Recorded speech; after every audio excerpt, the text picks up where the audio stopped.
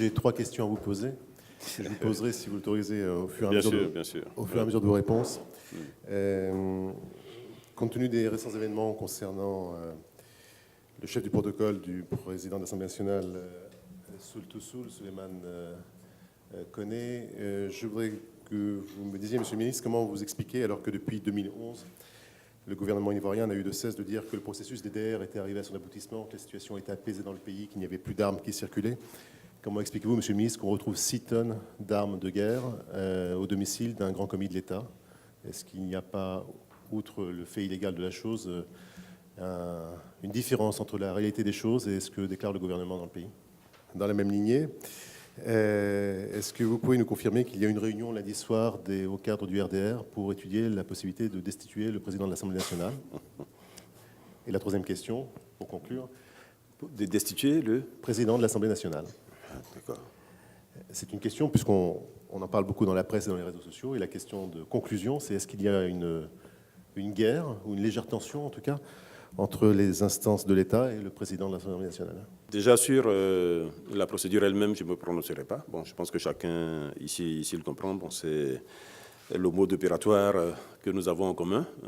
Il s'agit d'un dossier qui est en justice, donc nous laissons la justice faire. Dans l'intervalle, le procureur s'est longuement prononcé là-dessus, donc j'allais dire vous avez a priori tous les éléments. Maintenant, pour ce qui est des armes, écoutez, ce que je peux dire, c'est que le gouvernement a fait tous ses efforts. C'est ce qu'on attend d'un gouvernement responsable. Il a fait tout ce qu'il pouvait faire pour collecter, retrouver toutes les armes en circulation sur le territoire national. Maintenant, des armes enterrées, je ne sais pas comment le gouvernement pouvait le savoir. Et quand il a su, vous savez comment il a réagi. Donc, je ne vais pas insister davantage.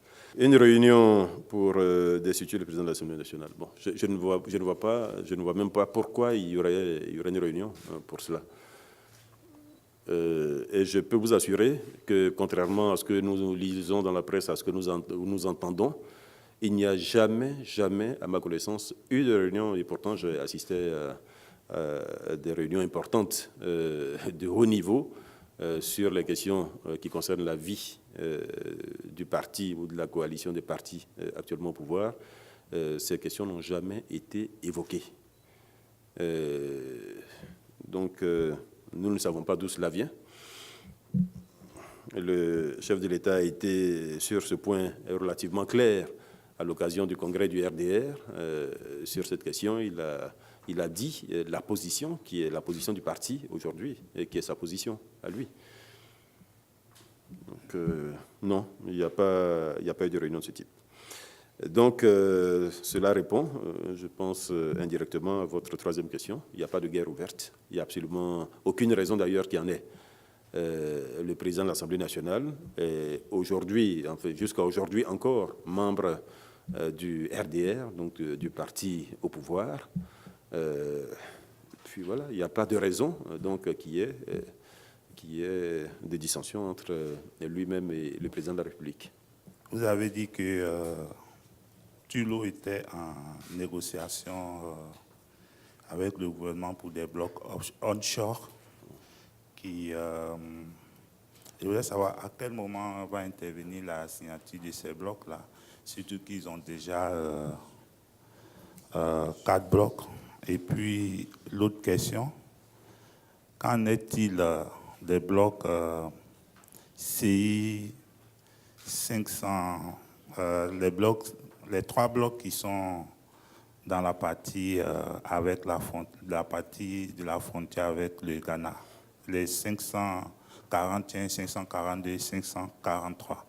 Qu'en est-il de ces blocs-là? Parce qu'à l'époque aussi, Tullow était intéressé. Est-ce à dire que le gouvernement renonce ou bien réfléchit à délimiter cette partie-là qui, selon le nouveau tracé de la frontière, se retrouve entre une partie dans les territoires ghanéens? Et concernant le conflit à Guiglo, je voudrais savoir, vous avez donné des solutions immédiates du gouvernement pour faire face à ces tensions intercommunautaires.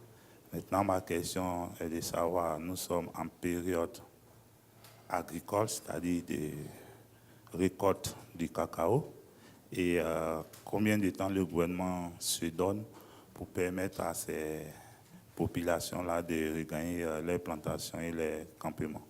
Je vais juste compléter la question sur Giglo. On aurait appris qu'il aurait eu, sous l'égide du préfet militaire de Giglo, les Baoulés et les Guérés ont signé un document dans lequel document il était indiqué qu'ils devaient donner 20% de leur production aux Guérés pour pouvoir retourner.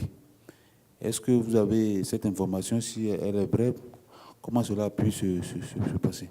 D'abord, sur la première question, sur les blocs onshore prévus pour Tullow, si nous en avons parlé aujourd'hui, c'est que, vous allez dire, les décisions sont prises. Sinon, nous n'en aurions pas parlé. Donc, quand les décisions sont prises, que l'annonce est faite au gouvernement et que l'annonce est faite par le gouvernement, ça veut dire que la mise en œuvre a démarré. Donc, on peut considérer que cette mise en œuvre a effectivement démarré. Qu'en est-il des blocs de la partie frontalière avec le Ghana? Je l'indiquais il y a quelques semaines ici, l'intérêt ou l'avantage de la décision qui a été prise, c'est qu'elle permet désormais de clarifier la situation. Donc chacun sait exactement aujourd'hui les points de séparation. Donc chacun peut plus facilement qu'avant exploiter la partie qui le concerne. Donc la décision, c'est vrai, est toute récente. Chacun des pays va s'activer pour délimiter clairement la zone qui lui a été attribuée. Et puis, chacun des pays, évidemment, mènera toutes les opérations d'exploration, éventuellement d'exploitation, s'il y a des découvertes. Donc, j'allais dire, à ce stade, les choses sont plus claires, sans doute, beaucoup plus claires qu'avant.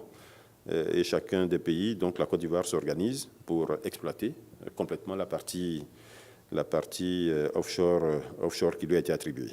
Pour ce qui est du conflit à Giglo, c'est vrai que nous sommes en période de récolte et c'est peut-être l'une des raisons pour lesquelles le gouvernement s'active aussi pour trouver le plus rapidement possible une solution. J'indiquais tout à l'heure qu'il y avait à peu près 5 000 déplacés, 5 483 déplacés. Et sur les 5 400, il y en a 1 500 qui sont déjà revenus à leur lieu d'habitation. Et comme je l'ai indiqué, la situation est en calme actuellement et compte tenu des négociations qu'il y a, de l'implication de toutes les parties, donc chefs traditionnels, administration préfectorale, élus, etc., nous pensons que la normalité peut revenir beaucoup plus vite pour permettre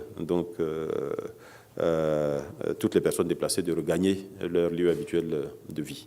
Aujourd'hui, il s'agit de clarifier la situation par rapport à la propriété de la terre. Ça, c'est la première chose. Et deuxièmement, il s'agit de clarifier la situation par rapport à l'exploitation de superficies qui sont aujourd'hui considérées comme faisant partie de forêts classées. Voilà les deux problèmes.